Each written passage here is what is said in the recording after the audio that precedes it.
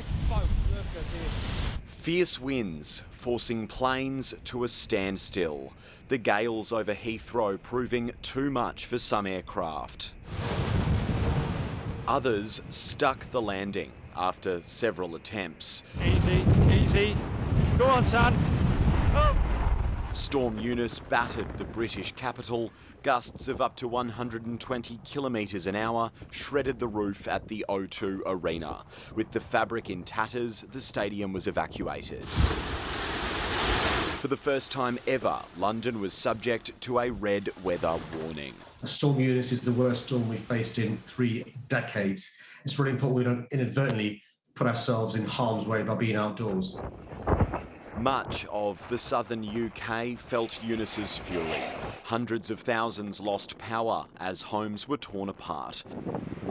Mountainous swells surged up the Cornwall coastline and beaches closed in Brighton.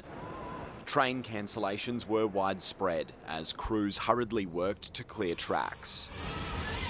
Winds toppled generations-old trees and a historic spire.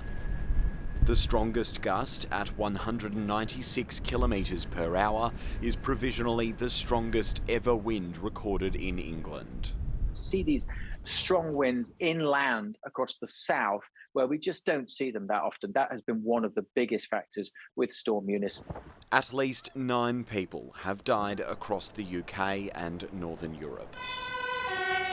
As the storm tracked east, trees and rubble were left in its wake. A crane careened into this Belgium hospital.